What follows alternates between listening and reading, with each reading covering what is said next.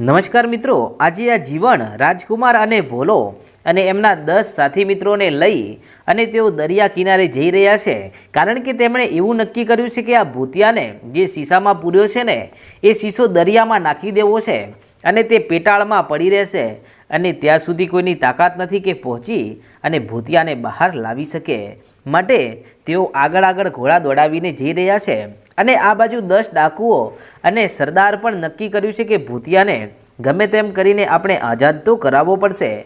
તેથી તેઓ પણ પાછળ જાય છે, પરંતુ 2 દિવસ ને 2 રાત સુધી એમના ઘોડા દોડે છે ને થાકી જાય છે. ત્યારે તેઓ એક જગ્યા ઉપર વિશ્રામ કરવા માટે બેઠા છે. આ બાજુ રાજકુમાર અને એના સાથી મિત્રો ત્યાંથી ઘણા દૂર નીકળી જાય છે અને આ બાજુ સરદાર અને એમના 10 ડાકુઓ આખી રાત આરામ કરે છે અને બીજા દિવસની વહેલી સવારે તેઓ ઘોડે સવાર થઈ અને હવે નીકળ્યા છે. પણ હવે તો તેમને દિશાનું પણ ભાન ના રહ્યું કે તેમને કઈ દિશા તરફ જવાનું છે અને રાજકુમાર અને એમના સાથી મિત્રો કઈ બાજુ ગયા છે.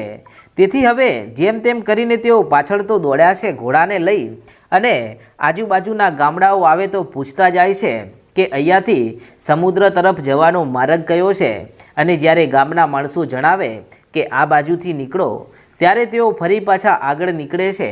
અને આમ રાજકુમાર અને એના સાથી મિત્રો કે જે હવે દરિયાના કાંઠે પહોંચવા આવ્યા છે, પરંતુ હજી સુધી આ ડાકુઓ અડધામાં પહોંચ્યા છે અને એક નવું ગામ આવે છે અને એ ગામના ચોકમાંથી જ્યારે આ નીકળે છે ત્યારે આ સરદાર પૂછે છે કે ભાઈ અહીંયાથી સમુદ્ર કેટલો દૂર છે? ત્યારે એ ગામના માણસો કહે છે કે અહીંયાથી સમુદ્ર ઘણો દૂર નથી, હવે તમે લગભગ એકાદ દિવસમાં ત્યાં પહોંચી જશો. અને ત્યારે આ ડાકુઓ પૂછે છે કે અહીંયાથી કોઈ રાજકુમાર અને એમના સિપાહીઓ નીકળ્યા હતા ખરા?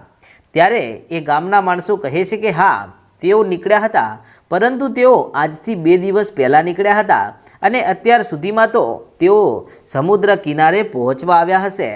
અને ત્યારે આટલા સમાચાર મળતાની સાથે 10 ડાકુઓ કહેવા લાગ્યા કે સરદાર, હવે આપણે ગમે એટલા ઘોડા દોડાવીએ ને તો પણ કાંઈ જ કામ નહીં આવે, કારણ કે રાજકુમાર અને એના સાથી મિત્રો હવે તો સમુદ્ર કિનારે પહોંચવા આવ્યા હશે અને આપણે ત્યાં પહોંચવામાં લેટ પડી જશું. હવે આપણાથી કાંઈ ના વળે. ત્યારે સરદાર કહે છે કે ભાઈઓ, આમ આપણે હિંમત નથી હારવાની. તમને ખબર છે ને કે આપણે ક્યારેય કોઈ વાતે હિંમત નથી હારી.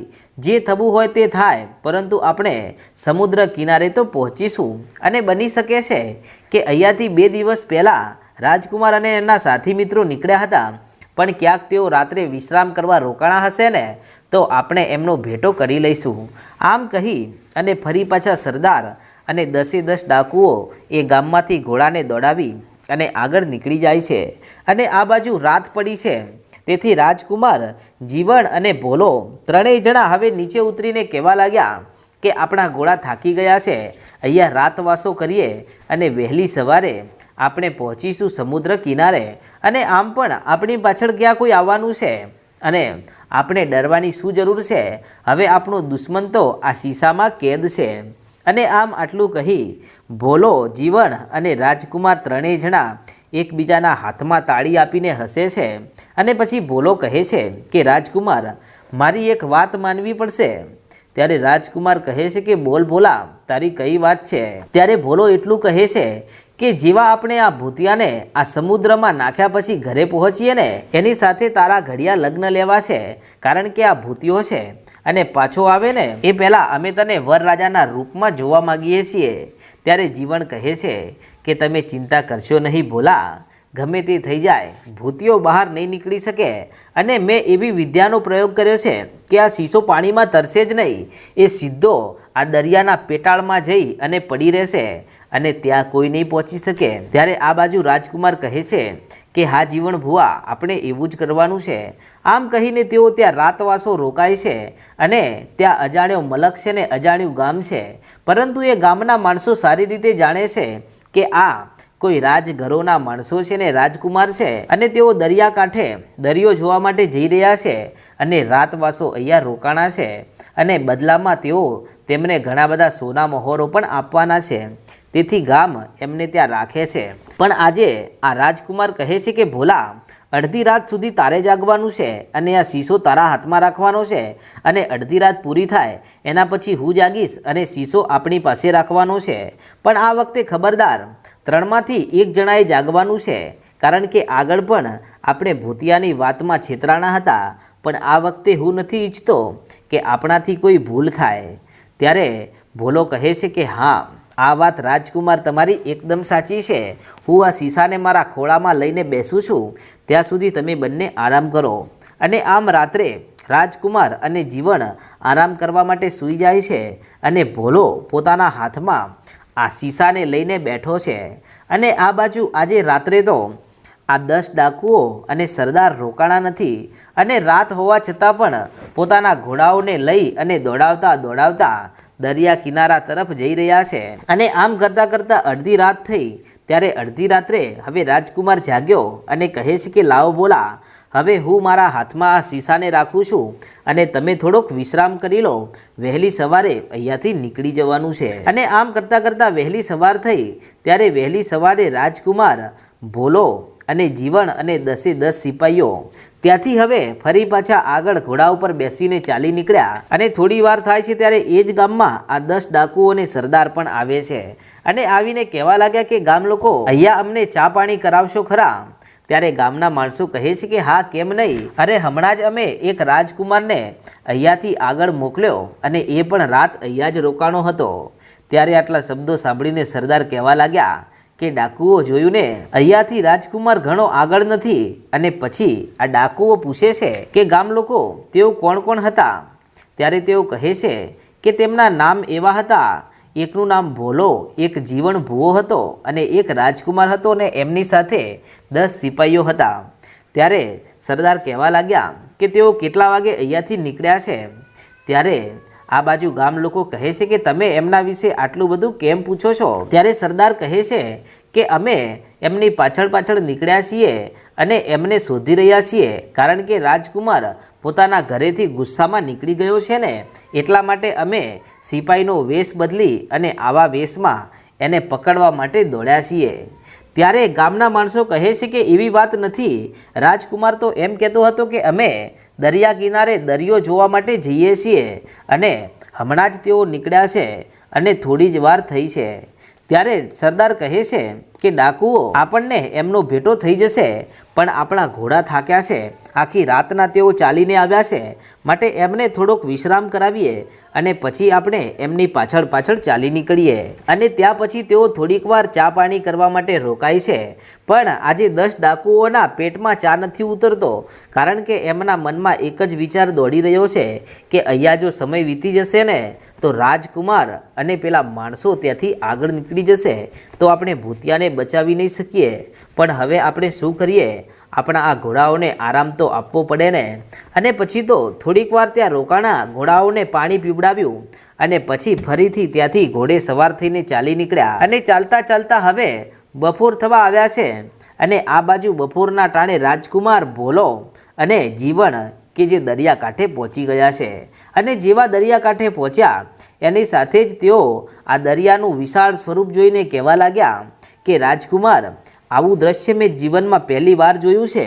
ત્યારે રાજકુમાર કહે છે કે મેં પણ આવું દ્રશ્ય પહેલી વાર જોયું છે અને હવે આપણે આ દરિયામાં જવું તો પડશે. અને પછી તો ત્યાં એક નાવ હતી, એ નાવમાં તેઓ બેસે છે અને બેસીને કહે છે કે હે નાવિક, આ નાવને તું દરિયામાં આગળ સુધી લઈ ચાલ અને એના બદલામાં તારે જેટલા નાણાં જોતા હોય ને એટલા હું તને આપીશ. ત્યારે નાવિક પણ ખુશ થઈ ગયો અને કહે છે કે ખૂબ ખૂબ આભાર રાજકુમાર, 2-3 દિવસથી અહીંયા એકલો બેઠો છું, પરંતુ કોઈ મારી નાવમાં સવાર કરવા માટે આવ્યું નથી અને હવે તમે આવ્યા છો તો ચાલો હું તમને લઈ ચાલું છું. અને આમ કહી અને પછી તો રાજકુમાર, ભોલો અને જીવન ભૂવો બેસે છે આ નાવમાં અને સિપાહીઓને કહે છે કે સિપાહીઓ તમે અહીંયા જ ઊભા રહેજો, અમે આવીએ છીએ. અને ત્યારે થોડી જ વારમાં ત્યાં ડાકુઓ અને સરદાર પણ ત્યાં ઘોડે સવાર થઈને આવે છે અને આવીને જુએ છે તો નાવ હવે દરિયામાં આગળ ચાલી નીકળ્યું છે। ત્યારે ભોલો કહેવા લાગ્યો કે રાજકુમાર જોતો ખરા, આપણી પાછળ પાછળ આ ડાકુઓ અને પેલા સરદાર આવ્યા છે। ત્યારે રાજકુમાર કહે છે કે હા ભોલા, અને આ બધા રહ્યા ને એ ભૂતિયાના ખાસ મિત્રો છે અને તેઓ ભૂતિયાને બચાવવા માટે અહીંયા આવ્યા છે, પણ એમને ખબર નથી કે આપણે હવે ઘણા આગળ નીકળી ગયા છીએ અને તેઓ દરિયાના પાણીમાં તો આવી શકવાના નથી અને બીજી કોઈ નાવ અહીંયા આજુબાજુમાં છે પણ નહીં। તેથી તેઓ નાવમાં બેસીને દરિયામાં આગળ આગળ જવા લાગ્યા અને આ બાજુ સરદાર અને 10 ડાકુઓ દરિયાના કિનારે આવી અને રાડ પાડવા લાગ્યા અને કહે છે કે રાજકુમાર, ભૂતિયાને આઝાદ કરી દે અને એના બદલામાં તારે જે જોતું હોય એ અમે તને આપવા તૈયાર છીએ। ત્યારે રાજકુમાર કહે છે કે મારે કાંઈ નથી જોતું, હવે તો તમારા મિત્ર ભૂતિયાને આ જન્મમાં તો તમે નથી મળવાના। અને આમ રાજકુમાર ભોલો અને જીવણ ભૂવો આ ભૂતિયાના મિત્રો ડાકુઓને ખીજાવતા ખીજાવતા દરિયામાં આગળ સુધી પહોંચી જાય છે અને ખૂબ જ આગળ પહોંચ્યા પછી હવે આ જીવણ ભૂવો કે જે પોતાના ખિસ્સામાંથી શીશો બહાર કાઢે છે અને પછી કહે છે કે રાજકુમાર, ભૂતિયાને છેલ્લી વાર અલવિદા કહી દે, હવે ભૂતિયો જીવનભર આપણી વચ્ચે નહીં રહે। ત્યારે રાજકુમાર કહે છે કે જીવણ ભૂવા, લાવો મારા હાથેથી એનું દરિયામાં વિસર્જન કરી નાખું, જેથી એને પણ ખબર પડે કે આમ કોઈને હેરાન ના કરવા જોઈએ।